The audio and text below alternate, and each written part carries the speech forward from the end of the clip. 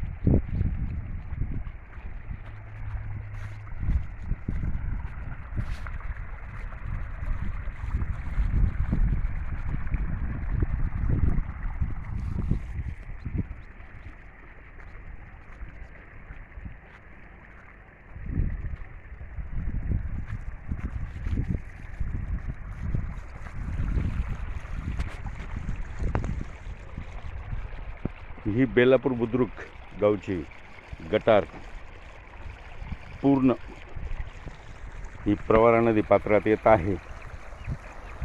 आत्ता सध्याला ही प्रवरा नदी पात्रात पूर्ण क्षमतेने गटार वाहत येत आहे. ही गटार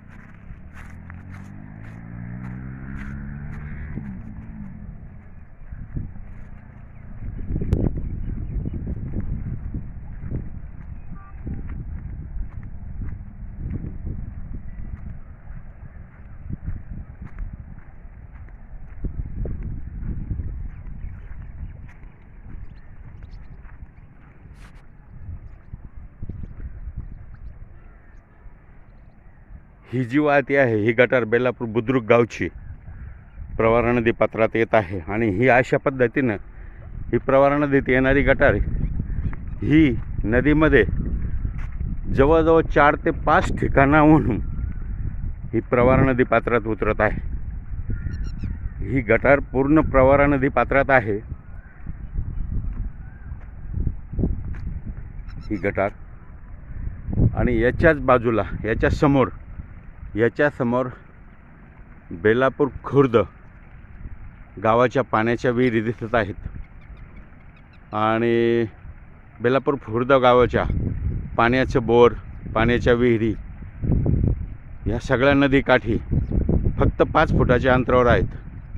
आणि हे जे पाणी आहे हे पूर्ण जे दिसतं आहे हे पूर्ण पाणी जे आहे हे प्रवरामाईमध्ये हे फक्त एकमेव बेलापूर बुद्रुक गावच्या गटारीचं पाणी आहे. आणि हे पाणी ह्या ठिकाणी येऊन इथं डबकं साठलं आहे आणि त्याच डबक्यातून पर्क्युलेशन बेलापूर खुर्द गावच्या विहिरीच्या पिण्याच्या पाण्याला पर्क्युलेशन होत आहे. आणि तेच पाणी बेलापूर खुर्द हे गाव साधारण 2 महिन्यापासून पूर्णपणे पित आहे. हे पाणी तुम्ही बघितलं आहे पूर्ण गटार आहे, पूर्ण हिरवगार आहे आणि याच्यामध्ये पूर्ण बेलापूर बुद्रुक गावचे ह्या गटारीमध्ये पूर्ण. तुर्तास एवढेच. भेटूया पुढच्या बातमीपत्रात. जय हिंद, जय महाराष्ट्र.